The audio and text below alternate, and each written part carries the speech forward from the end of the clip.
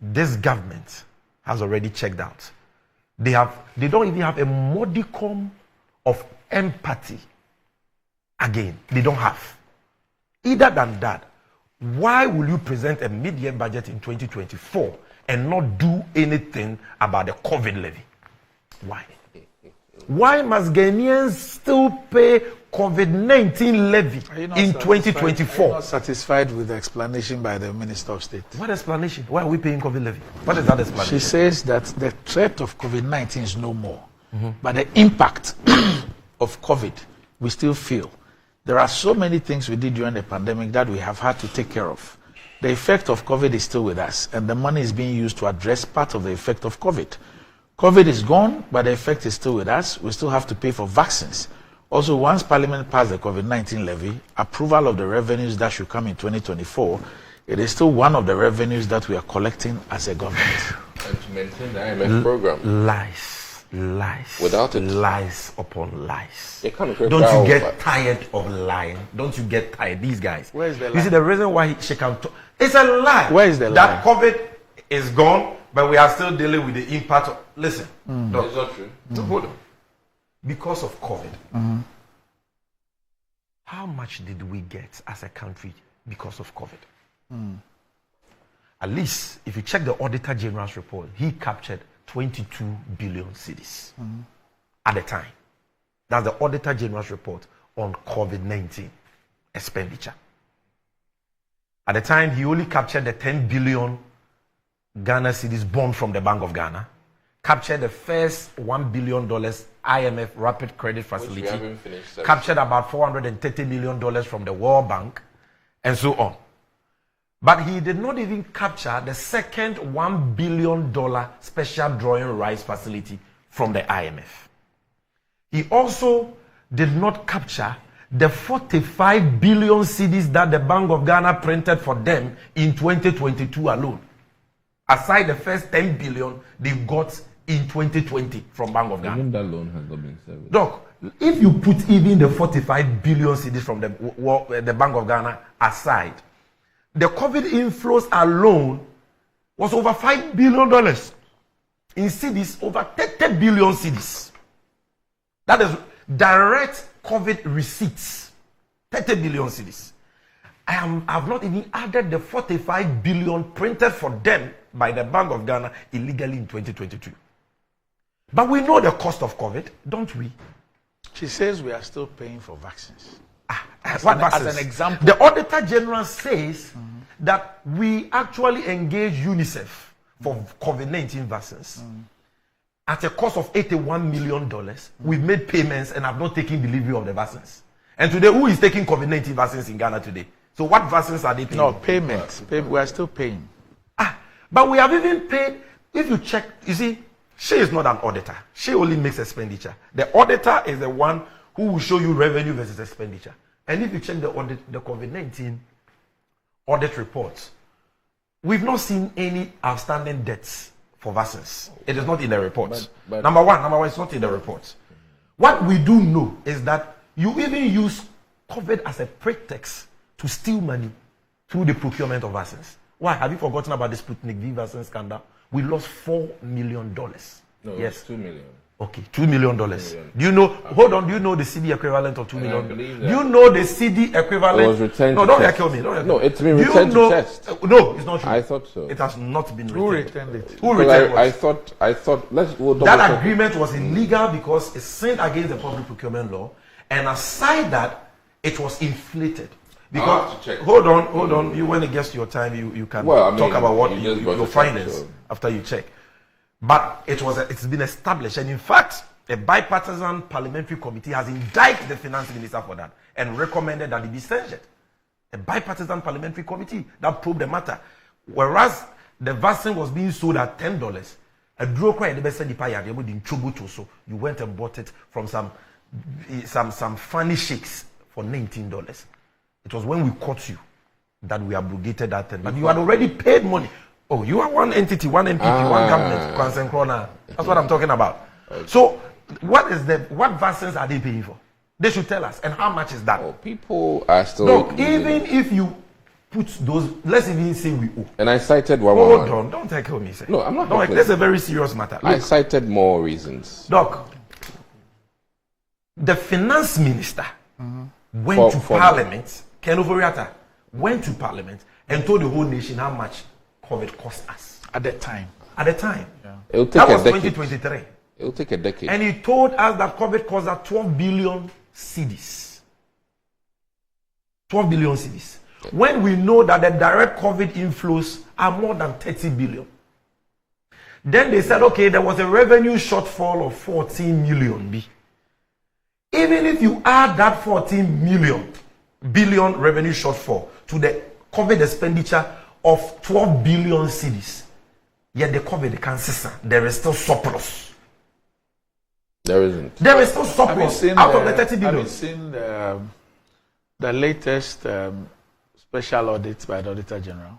No. There's one on COVID. No, I've not seen it. Yes, maybe you should check that. Okay. It's more current and more detailed. Okay. So it even shows you particular amounts. The Bank of Ghana 10 billion, where it went to. This the 1 billion, where it went to. What was used for. You find that. Yeah. But I think it's a new document. Okay, I'll check that. You've seen that? I've seen it. Yeah, sure. But I'm pretty much sure that if you look at the Don't inflows that came in, Don't prejudge. as compared to No, it confirms the budgetary support and what was actually spent on COVID. It confirms it. that there is a At surplus. the time. Yeah, you We confirms had it. more than we needed to fight confirms COVID. it. At the confirms time. it. That's the At point the he's time. making. He's saying that even in the latest one that he has read, that No, but- COVID gave us. No, you're heckling me too So- much. sorry, Don't do that. sorry, No. sorry, Sammy. No. 1 minute. No. 1 minute. No, you won't have it if you want. Doc, please allow him when I to finish. Okay. Just take notes. Look, Okay. this is a serious matter. The point is, all I'm saying is that COVID gave us more money than we needed to fight COVID and to contain it or to manage the disease and its effects. That's a fact. And even aside that, you have gone to the Bank of Ghana to print 45 billion cedis. Today, our central bank is bankrupt. They are in debt. They have reserves. Having recorded losses of 60 billion cedis in 2022 and 10 billion cedis in 2023. You understand? And you are still blaming COVID. You are still saying that we need to pay COVID levy for what? When COVID gave you far more money than we needed to fight the pandemic. In any case, let's even assume that the money we got from COVID was not enough. Even though we know it was more than enough. Let's even assume, for purposes of argument, though. We've been paying this COVID levy in 2021, 2022, 2023, 2024. So what is the terminal point? When will we stop paying? The policy decision. And in any case, let's use simple logic and common sense. In terms of the impact of COVID on nations, where does Ghana falls? We were one of the countries least affected by COVID. There were countries that had months, Brazil. not weeks, months of total lockdown. We had 3 weeks of partial lockdown. There are countries who suffered because of COVID. Even those countries, check, there is no country in the world that has imposed COVID levy on its people. But how does it even make sense that you will turn a disease that has devastated businesses and livelihoods into a tax handle? Do we have a malaria levy? Do we have tuberculosis levy? Or HIV levy? Or typhoid levy? Or swine flu levy? Why do we need COVID levy? And at least even if you have collected it for 1 month or 1 year, why not stop it? 2024, you still want us to pay COVID levy. And that COVID levy is so annoying, it's on everything. The food you buy. Everything you buy, it is being charged like VAT. It is on the VAT flat rate. It is on NHIL, which is part of VAT. Imports. So everybody is paying it. It is on imports. And you had this golden opportunity. You didn't do anything about it. And you're here saying, oh, we've done well. We've done well. You've done well. How? The baller tax of 10 pesos per liter of diesel and petrol, it is still there. Sanitation. But we call it baller. Sanitation what? Baller. Why must we still be paying baller tax? You, where you live, your constituency, and Nyansu too. Yeah. What is baller tax being used to do there? The baller tax that your constituents are paying. If I talk, you say I'm interjecting. When you get your time, you tell us. Because we all see the filth in our communities. Even when we were not paying any baller tax on fuel, we saw Accra the capital city. The sea defense has changed. Today, check, even with light rainfall, go to the insurance. you see many parts of Accra flooded because even common the silting the assemblies didn't do. You are owing them common fund. They are not even getting money for the petty sanitation works. And yet we are still paying this tax for what? We are still paying E-levy. The E-levy that Bawumia said we should not charge E-levy. Momo is for the poor. He won't introduce a tax on E-levy. Yet, the then CEO of your party, John Boyd, who used to sit in cabinet, told us that Bawumia was very instrumental. He, the former general secretary, the former minister for information, and the spokesperson of Bawumia have all told us about how instrumental Bawumia was in this E-levy bill. And yet, today, at first they told us that Ken Uforiata was not listening to Bawumia. That's what I mean until we said that's Bawumia's boy. What about that? You say you will scrap the E-levy. This was your opportunity to do something before you die. He's not yet president. But he's still the chairman of the economic management. But he's not president. The budget is the president's budget. But the president, but at least as vice president, the president listens to him. Is he telling us that President Akufo-Addo has refused to listen to him? Is it not obvious? No, it's not obvious at all. Okay. Because a member of the economic management team, Alan Chemati, has told us that there is no vice president that he has seen who has been given enough room to operate and support by his boss like Bawumia. So I don't want to believe that Akufo-Addo, who told us that Bawumia is an economic wizard, all the wisdom in the world is in Bawumia's head, and that he brought him purposely to manage the economy, stabilize the city and all that, would today refuse to take advice from Bawumia. I don't think so. If that is what they are saying, they should say it. So it was a total missed opportunity. The betting levy, all those taxes, they didn't do anything about it. And look, what is even insulting to our sensibilities has to do with the things they are celebrating. Number one, they say that we have been forgiving debts. You see, sometimes you guys don't cease to amaze us. So we've been forgiving debt, so that one will be achievement. You are applauding the finance minister. Are you not ashamed of that? Like, not you as a person, but as a government, are you not ashamed that as a middle income country, a country that left HEPIC 2 decades ago, 20 years ago, some of those watching us had not even been born by then. Today you have taken us back 20 years ago, that today we are going around begging people who have lent us money to forgive us. And when they forgive us some money, say, okay, you've been reckless, you've been irresponsible, you can't pay the money you borrowed from us. And you come and sit on Good Morning Ghana and say you've done well. Are you not ashamed? Do you know? Who told you it's positive? It's not positive. It is a positive. The positive is that because of your recklessness, you'll be given, a temporary relief. But do you know the cost in the medium to long term?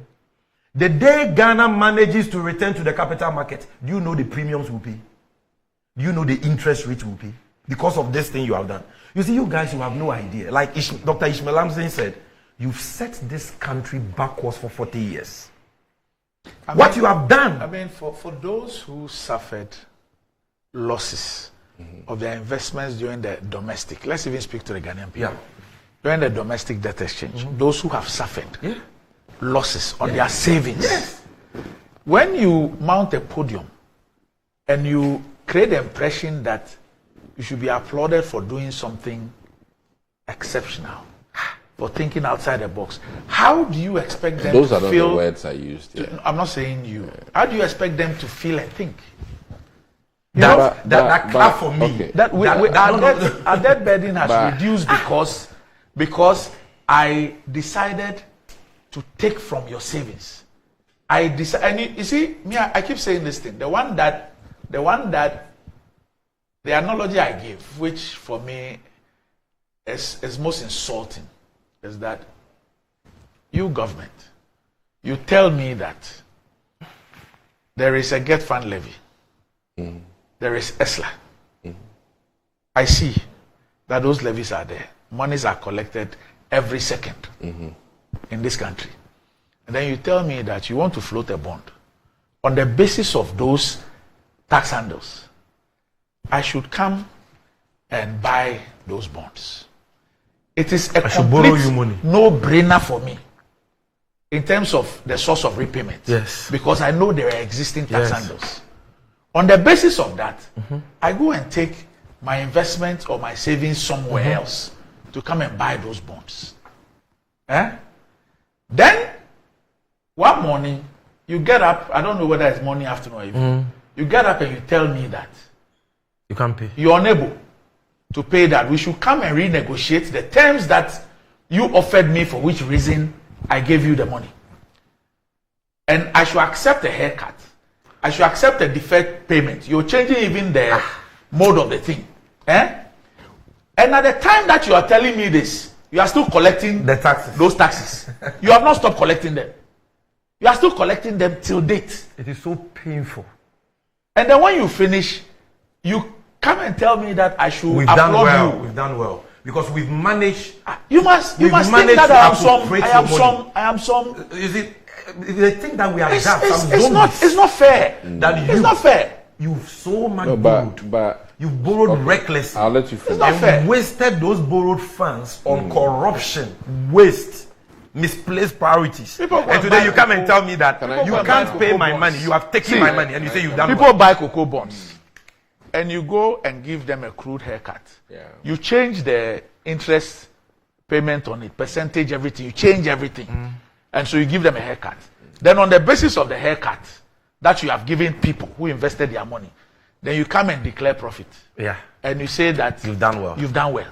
You have declared profit because of the haircut. But Doc, you see, people have actually died if they don't know. I'm telling them. There are people, including pensioners, who gave you their money. Hold on. Don't interject. Headway? Hold on. Or shall we should, but we can't do the headway. You don't. That is not an achievement. No, that is an you cannot unpardonable, discount sacrilegious, headway unforgivable sin after that you should be apologizing for. You don't come and tell us that we have done well because we've been able to appropriate monies you lent to us. We are not paying you. Look, I think you've spoken please, quite don't do a that. bit. Hold on. I'll give you the opportunity Doc, to listen, Doc. Okay. This